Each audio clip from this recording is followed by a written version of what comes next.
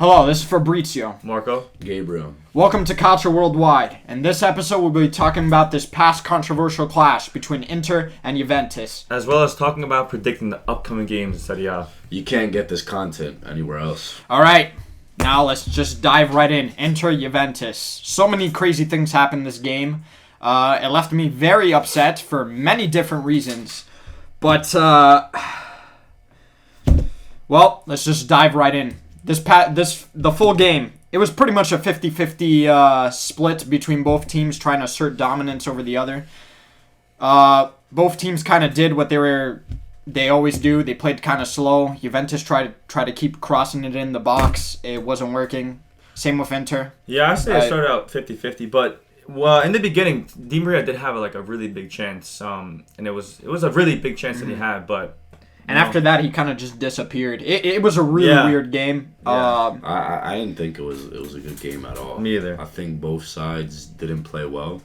And I think for Juventus, it's the same story. Sit back on the 1-0 and then concede a late penalty. Well, let's just talk about first the players, who impacted the game more. On Inter, let's talk about Inter first.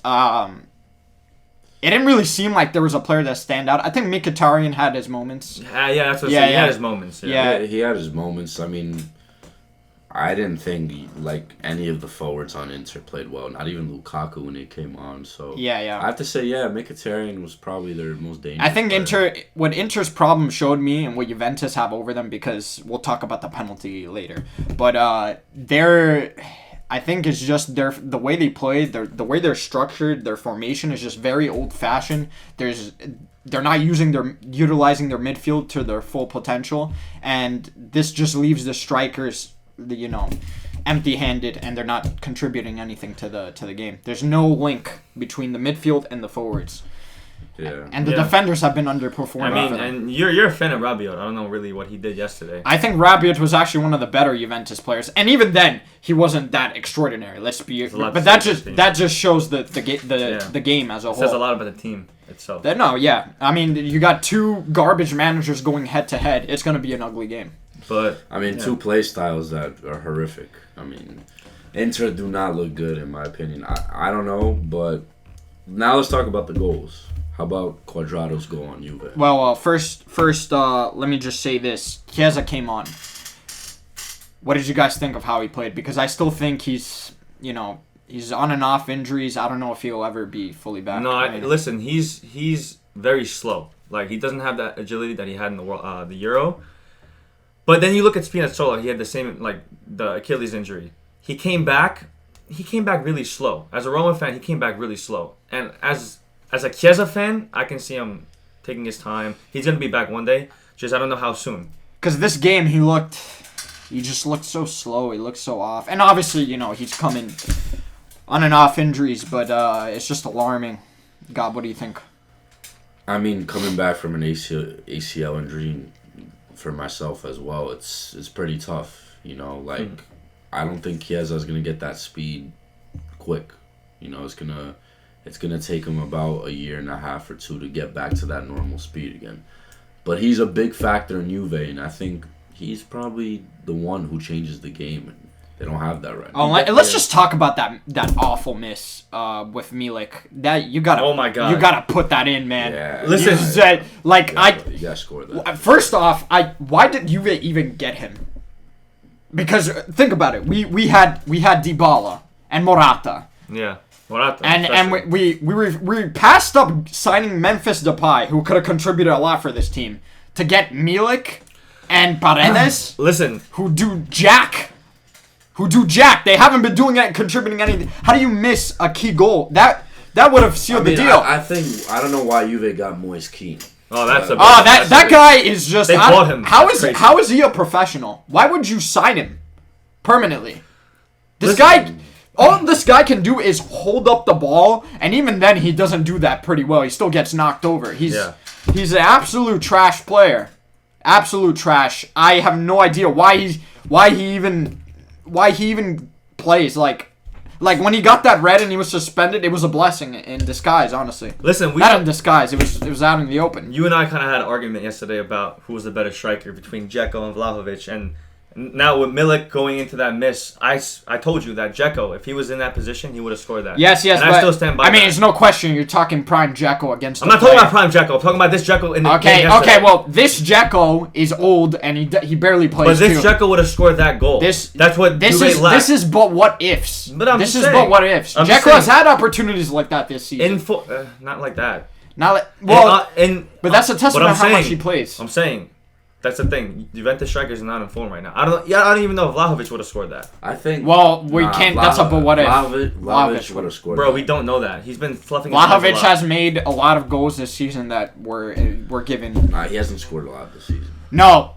Well, but you never know. The goals he's made this season were a lot more difficult to score than that. He lacks confidence, and without confidence, I don't know if he. That's due to on the coach. That's on the coach. But I'm just saying. But I think he plays better in the 4-3. I think the fact that Vlahovic is able to still score a decent amount of goals, he's not scoring a crazy amount, obviously, compared to last season. On this Juventus team, I think shows a testament to how good he actually is. Yeah. Sure, he's not Aaron Haaland, but he's not Mbappe, even though I don't like him. He's not on that level yet. But he is a promising youth for a reason. Listen, let's talk about the goal now for Inter, the penalty. Well, first let's talk about Cuadrado's goal. Cuadrado. Okay, we should skip and let's talk about Cuadrado. Let's talk about Cuadrado. Yeah. This man has been completely disrespected by the fans because he's always been consistent. He's 33? How old is he? 34? He's even better. He's still playing top notch. No. He's still playing top notch. He's still playing top notch. He's still doing his job. What are you laughing about, bro? Like the noise you made. He goes, you've been better. Listen, he constantly does what he always does. He's always a threat on that right-hand side. I already knew he was going to make that shot before it went in. Because he's every time he gets the shot, it comes in. Every time he comes on, he changes the game. He's constantly a problem for defenders. He's always causing problems. His speed is still there. It's not as great as when he was 25, but it's he's still blitzing through these players. He's a key player. Stop overlooking this man. He completely changed the game when he came on. That goal was magnificent. Listen, it was a great goal. Do not get me wrong. But you have to talk about the defending from Inter. It wasn't great defending from Inter. Gozens comes in, marks Vlahovic as the team shifts, knowing that Cuadrado's on the wing. Yeah, but this just shows very bad defending. I'm on board with you on that. But the fact that Cuadrado exposed that space and he scores that shot every time. We all yelled goal before he even shot the. No, I knew it was gonna be goal. Yeah, that just shows how great he is. Yeah, I knew it. And he's one of the best players, honestly, in Serie A for the past 10 years. Yeah. Why are we not talking about this man? Why? Well, he's very underrated. Yeah, I was gonna say. No, that's the point of this. Underrated. Why? I mean, I love him because he's a right back now. No, I think he's pretty good at right back. Yeah, me too. He converted really well. I think he converted very well. I think he would still be dangerous on the wing, but I understand why they play him right back now. But he's still dangerous. Yeah. Yeah. On the right hand side, he gets that shot with his right foot, bottom left. He gets that every time. There was one thing I was pretty mad with Allegri though during the game. He took off Di Maria so early. Yeah, no, you can tell Di Maria was mad about that too. He took him off in the 60th minute. Yeah, 60th. Your best player. That's crazy, creating problems. I mean, Allegri's an idiot. We all know this. No, I didn't understand. He's the Moise Kean. He's the manager version of Moise Kean. How does this man have his job? I think Inzaghi beat Allegri in this game, and I'll tell you why. He made better subs, and honestly, I don't think Inter actually played that bad, but it was more of. I thought Juve wasn't playing well at all. Yeah, but I have to disagree on Simone outplayed Allegri. Well, listen. Because Allegri was getting. I mean, it was still awful. It's Allegri, but Juventus were. It was mostly even, but Juventus were getting the better moments, and this leads into the penalty. That's what I'm saying. Let's talk about the penalty, and this has been a problem for Juventus in the past with the lit. Now Bremer, handball. Yeah, the handball. In the dumbest situations possible. Who puts their hand up, going for a header with no danger around him? No one. There was nobody there, yeah. Lukaku was a few feet away from him, but that's it. You didn't even have to stick it. He could have just stuck his foot out and trapped the ball. But listen, you go back. Is that Bonucci in that situation? No, he wouldn't be doing that. Leave it to Juventus to concede a stupid goal. The last minute. Bremer this season has been on and off. He has some really great games, and then he has some games that are just like you're not. This a again defender. goes through the transfer decisions by Juventus. You got rid of De Ligt for. But for he was Bremer? defender of the year last year for I think Bremer's very good, but he's Torino. struggling this season. But Yeah. I do think next season he'll be better. Yeah, that's what I'm saying. Give him time. I think give him You time. No, Juventus has a problem. Like give him No. time. Listen, Bremer, when he plays on his day, he's really well. But he does stupid things like that. Like, that is just ridiculous.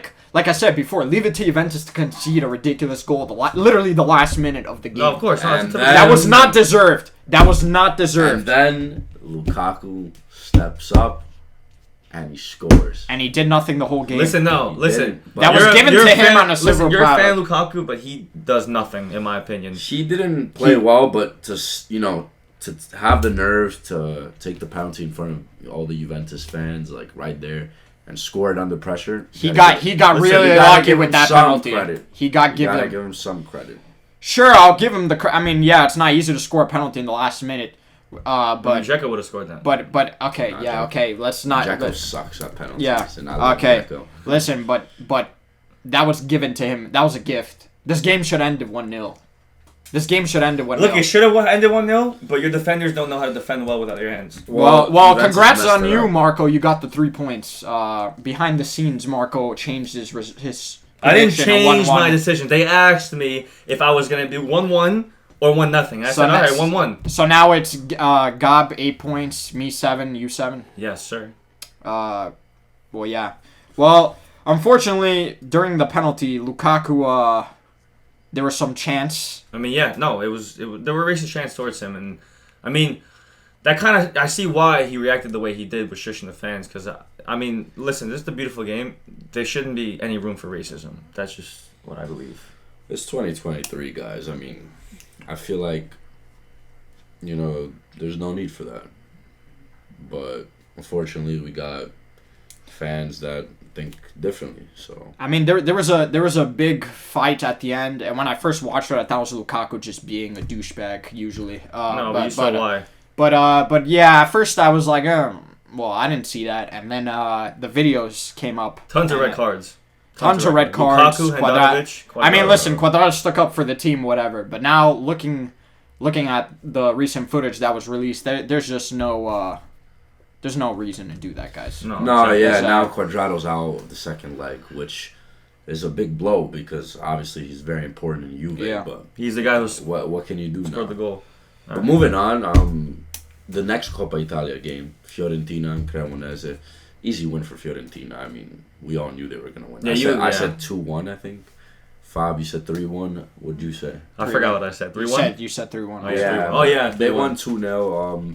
I want to give a quick shout out to Nico Gonzalez. Yeah, I what a think player. He's a very good player, and I think a lot of big teams want him. So who knows? You could see him at Juve or something. next season. Fiorentina do have a lot of have a Underrated pass. players. Yeah, have a pass with underrated Yeah. players, young players.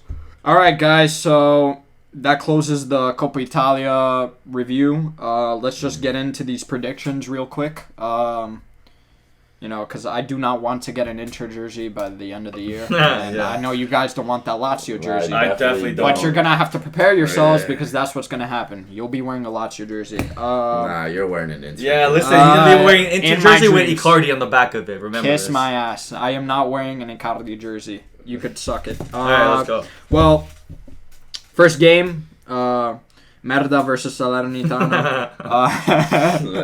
Yeah. So Inter. you can't say No, that. no, Yes, yes, you you can, can. yes, It's you a can, tie. yes, you Inter can, versus yes, you can. Inter versus Salernitana. Honestly, I could see a draw, but I will think Inter have something to prove. It's just they just lack attitude, but for some reason I see a 1-1. Listen, That's it. Salernitana's home. yeah, exactly. I might call 1-1, honestly. Is that what your final answer is? 1-1. Well, let's get to yours first. Listen, because I'm on I don't the know fence. why, but I'm feeling like Lautaro scoring. He hasn't been scoring a lot lately, but I see him scoring, and it's gonna be 2-0. Inter. Gob. I could see 3-1 Inter. 3-1 Inter. Yeah, 3-1. Inter love the draw, but is a risky prediction. They're in fourth right now. 1 point behind Milan. 1 point. You know what? Screw it. I'll call the 1-1. All right. 1-1. Yeah. All right. Napoli, Lecce. Napoli are gonna come out with a bunch of rage, and of course. After what happened, I think they're gonna destroy Lecce like 4-0. Lecce's pretty good. They I'll be are, honest yeah. with you. They're not bad. They've actually like beat or tied all the big teams this season. I'm gonna go with 3-0. I'm gonna go with 3-0 Napoli. Honestly, I'm going with 4-1. 4-1. Yeah, I'm going with Lecce 4-1. gets a goal. Gob. Yeah. I'm gonna go 3-1 Napoli. 3-1 Napoli. Yeah. Okay. Yeah. I think Napoli's gonna outplay Lecce. Moving on, Milan Empoli. I see this as a 2-1 for Milan. They're gonna obviously come out fired up, Who's home? Milan. but they're Milan. they're extremely inconsistent. But I still think they get this job done. But they'll get one scored on them.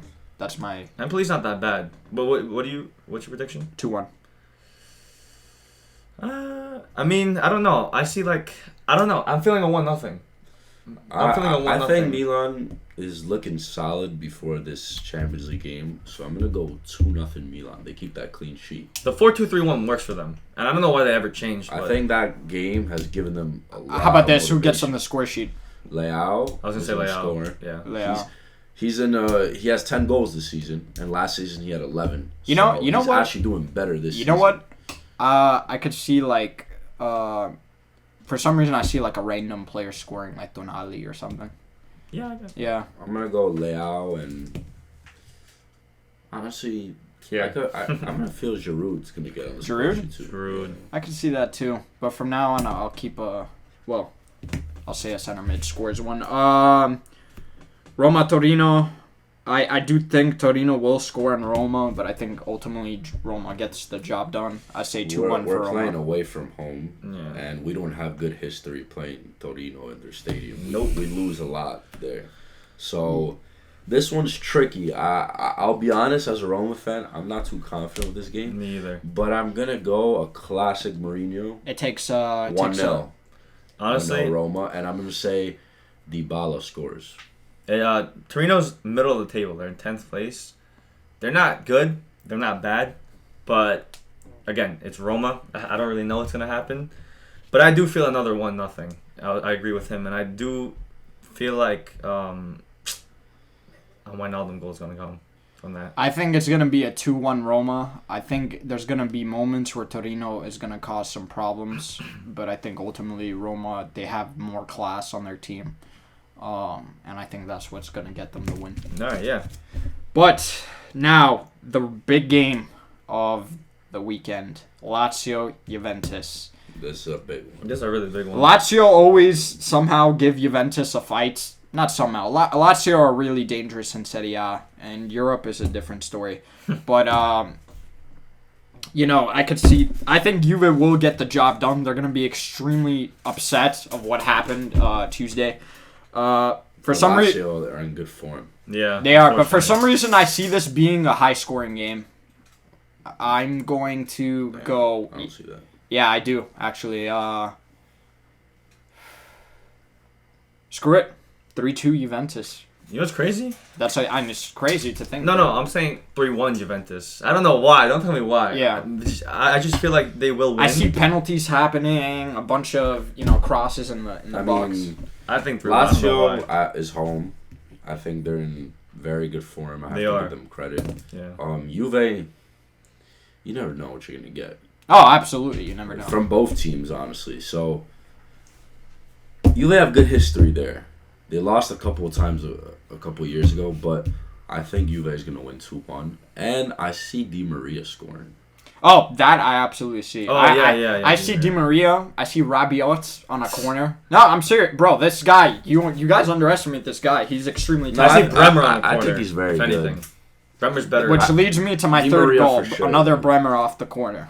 I think Di Maria, Bremer. You know what? I see one of the youngsters coming on and scoring a goal. Yeah? I like Sule. What if Chiesa comes on? And I scores? hope. Honestly, Vlahovic can score. You know what? He's my third goal scoring. For Lazio, though, I'll see Milinkovic get another score. Honestly, I don't really know. For Lazio, I really don't know.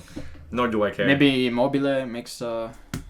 He's been out, really, with injuries. But is he coming this game? He's on the bench, maybe, but Pedro's Looking sharp. Well, I can't stand. Well, hopefully none of those guys score and we get the clean. But I do want those 3 points because I am not wearing that Inter jersey.